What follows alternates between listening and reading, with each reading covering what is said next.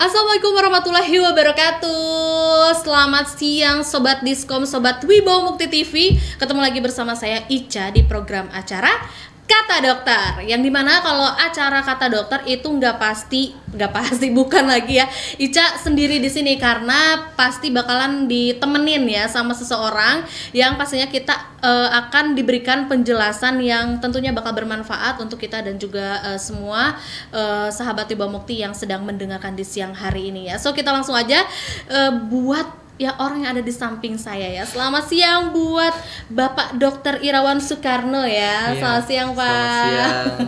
Selamat siang Dok, salah. Biasa sama bapak-bapak pejabat ini ya, mohon maaf.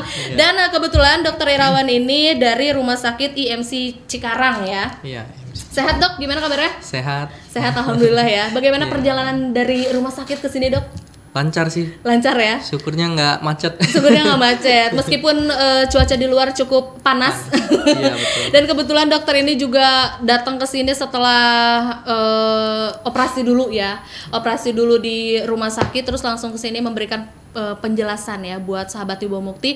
Mungkin yang kalian menunggu-nunggu kapan nih kata dokter untuk tayang lagi di Wibawa Mukti TV, karena kita udah lama juga nggak ketemu sama Mas Faris dan juga dari Rumah Sakit IMC Cikarang, dan makasih banyak ya udah mampir ke sini. Nah, tema kali ini kita akan membahas mengenai turun berok dan juga usus buntu, karena dokter Irawan ini adalah salah satu dokter bedah dari Rumah Sakit IMC Cikarang. Nah, kita langsung aja ya buat sahabat Wibawa Mukti, karena turun berok itu kan bukan penyakit yang langka ya Dok ya? Iya, sering terjadi. Sering terjadi, banyak orang yang mengalami. Nah, turun berok itu sebenarnya di medis itu disebut apa sih Dok? Nah, turun berok itu sebetulnya dia salah satu jenis dari hernia. Hernia itu banyak jenisnya. Ada hernia umbilikal yang di pusar, yang biasa kalau lihat anak-anak atau orang dewasa itu ada benjolan di pusarnya. Nah, itu hernia umbilikal namanya. Nah, ada hernia insisional yang akibat bekas luka operasi. Nah, yang paling sering ini yang turun berok ini hernia inguinal. Nah, jadi kalau bahasa medisnya turun berok itu adalah hernia inguinal. Iya. Oke. Nah, kalau dari turun berok sendiri ataupun hernia ya, kita sebutnya hernia deh, karena kita kan lagi ngobrol sama orang medis gitu ya. Nah, hernia atau turun berok ini biasanya menyerang laki-laki atau perempuan juga Dok? Nah, kalau hernia ini dia angka kejadian di laki-laki lebih tinggi dibandingkan dengan perempuan ya. Terus di usia yang tua, dewasa menuju ke tua itu juga sering terjadi, sama orang-orang yang obesitas. Itu sering terjadi hernia juga.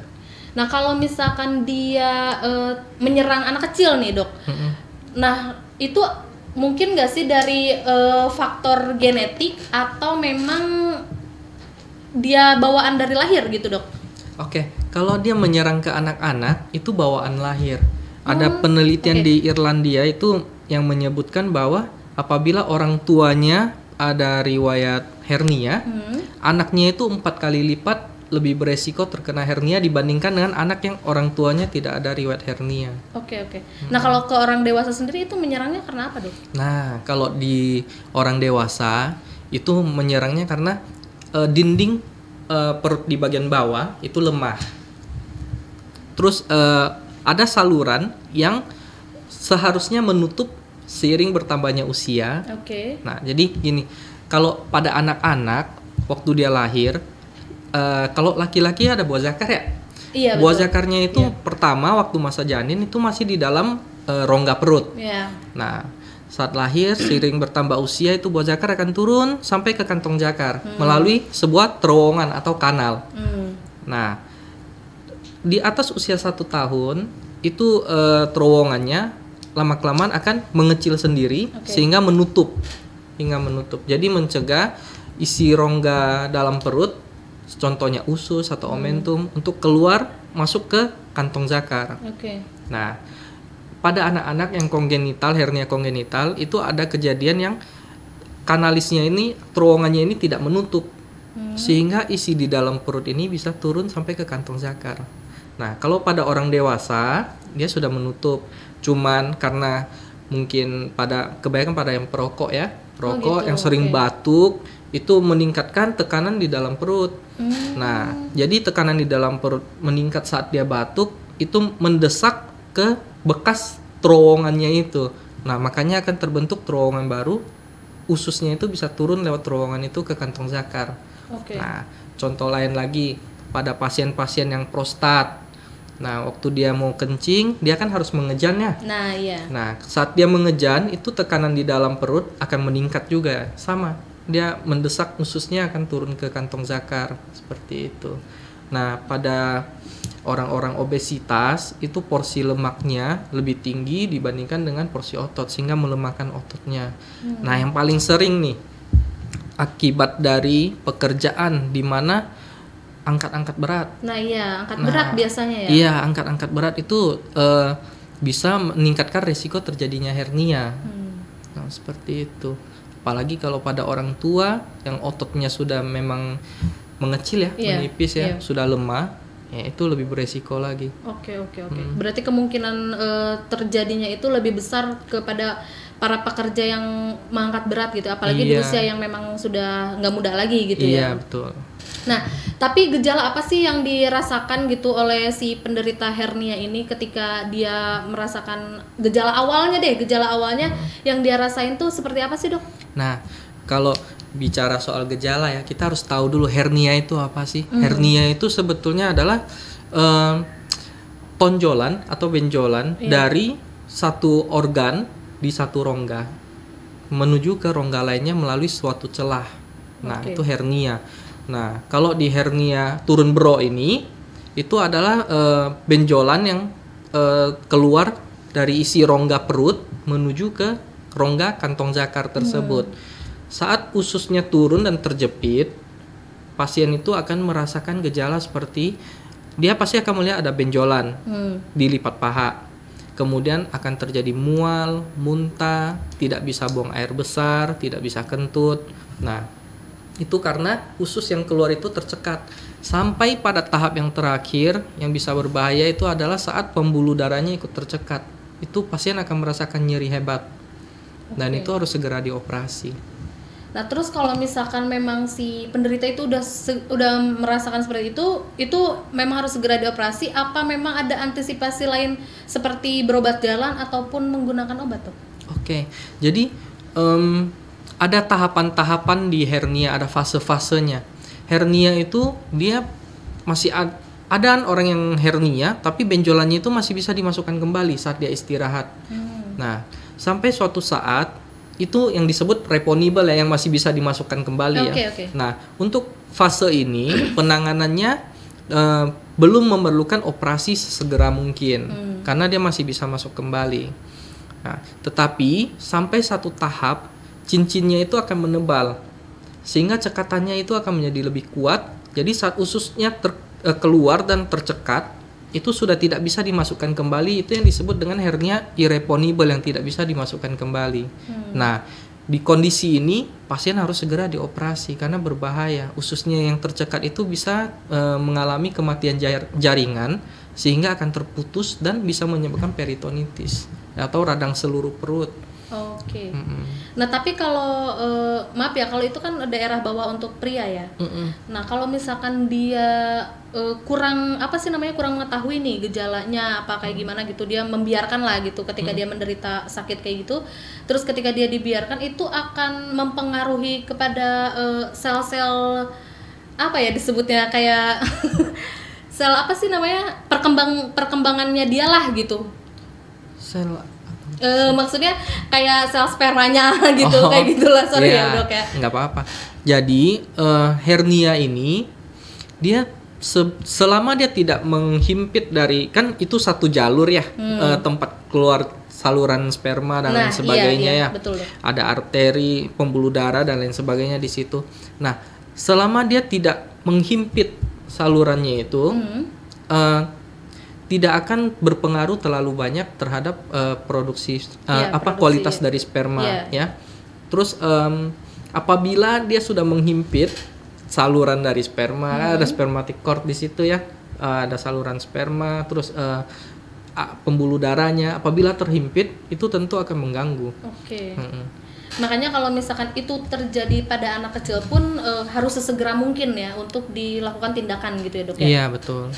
Itu bisa mengganggu ke produktivitas dia buang air kecil juga berarti dok kalau ke anak kecil juga? Kalau dia benjolannya tidak terlalu besar, dia tidak akan menghimpit ke saluran kencing. Juga, oke. Nah kalau si penderita ini sudah dilakukan tindakan nih dok, kayak dilakukan operasi, apa kemungkinan akan muncul lagi gitu dok benjolannya itu? Kemungkinan resiko untuk recurrent atau terjadi kembali selalu ada. Karena saat operasi, walaupun kita sudah pasang mesh ya, mesh itu seperti jaring yang berfungsi untuk memperkuat otot perut ya. Tetapi apabila setelah selesai operasi, pasien tidak mengubah pola hidupnya, dia masih angkat-angkat berat. Terus apabila dia perokok, dia tidak mengobati penyakit parunya, atau apabila dia mengalami prostat tidak ditangani, nah itu akan beresiko sekali untuk timbul kembali. Selalu ada resiko untuk timbul kembali. Berarti untuk dia bisa memelihara daya tahan tubuhnya agar tidak timbul kembali, pola hidupnya yang harus diubah ya dok? Pola hidup, pola makan itu harus diubah. Oke. Nah kalau misalkan nih dok, anak kecil nih ya, ataupun banyak sih di kampung yang terjadi mungkin. Katanya sih kalau misalkan hernia itu masih bisa kok pakai obat herbal atau enggak dipijit gitu nih dok. Nah, itu kayak gimana? Atau ada juga yang bilang kalau disunat sembuh katanya. Itu banyak dari itu ya yang saya sebelum dokter kesini saya googling dulu gitu ya kasus-kasusnya gitu. Itu gimana dok? Oke, yang pertama obat herbal itu tidak mengobati masalah di hernia, karena hernia itu kan terbentuknya satu celah ya, satu terowongan, itu nggak bisa diobati dengan obat-obat herbal. Itu yang pertama. Nah yang kedua soal diurut nih. Ini yang paling sering kita temuin kalau pasien-pasien ada riwayat diurut, itu hernia kan ada kantongnya ya. Nah sama ada isinya yaitu usus. Saat kita operasi, kita pas waktu mau memisahkan kantong dan isinya itu susah, mengalami kesulitan karena sering diurut, dia melengket di situ. Nah dan itu berbahaya juga saat dilakukan operasi, karena saat kita memisahkan kantong dan usus, itu usus beresiko untuk terjadi sobekan atau robekan. Nah itu menyusahkan sebetulnya apabila sudah sempat diurut ya. Jadi lebih baik periksakan diri ke dokter daripada diurut seperti itu. Dan nggak ada, dan sunat ya tadi ya? Iya. Nggak ada pengaruh itu. Nggak ada pengaruh ya. Nggak ada pengaruh. Jadi mungkin kita bisa lebih aware lagi nih buat para orang tua yang mungkin masih kolot atau masih belum melek lah ya istilahnya. Sebenarnya banyak banget sih kalau misalkan menemukan kasus-kasus ya dok ya, apapun yang misalkan masuk angin, yang dipencet perut gitu, yang dipijit perut. Sebenarnya itu nggak boleh ya dok ya kalau untuk pijit perut itu, karena yang mijit itu kan cuma meraba doang ya dok ya. Karena itu terjadi sama saya juga dok, saya juga pernah kejadian seperti itu yang tiba-tiba dipijit perut, bukan tambah sembuh malah tambah sakit. Jadi buat para orang tua hati-hati ya, jadi lebih baik langsung periksakan ke dokter saja. Nah oke dok, mungkin ada tambahan untuk pembahasan hernia, kita akan membahas mengenai usus buntu. Oh iya. Oke, kalau yang hernia itu palingan saya mau tambahkan, apabila setelah selesai operasi hernia atau untuk mencegah terjadinya hernia, itu kita hindari angkat-angkat berat. Ya, yang pertama itu. Yang kedua, makan makanan yang berserat. Nah, contohnya sayuran dan buah-buahan, itu untuk memperlancar pencernaan supaya waktu kita buang air besar tidak perlu bersusah payah untuk mengedan ya. Yang ketiga, apabila kita perokok dan batuk-batuk, segera periksakan diri untuk mengobati batuk-batuknya ya. Sama kalau ada prostat juga segera ditangani. Nah, seperti itu. Dan olahraga yang cukup, karena dengan tubuh yang ideal yang tidak obesitas itu juga membantu sekali untuk mengurangi resiko terjadinya hernia. Nah dok, satu lagi deh, kalau udah hernia nih dioperasi, dia produktivitas untuk melakukan aktivitasnya itu bisa berkurang nggak? Atau misalkan dia jadi kayak agak yang biasanya misalkan manggul beras 2 kilo dia mampu, apakah nanti dia akan lemah atau masih bakal tetap kuat aja gitu? Nah, kalau untuk aktivitas itu tidak akan banyak berubah, Tetapi setelah selesai operasi minimal 6 bulan itu tidak boleh mengangkat berat dulu. Oh, seperti itu. Terima kasih banyak ya Dok ya. Buat sahabat Ibu Mukti juga, terima kasih banyak yang udah menyaksikan. See you nanti di program acara Kata Dokter kembali.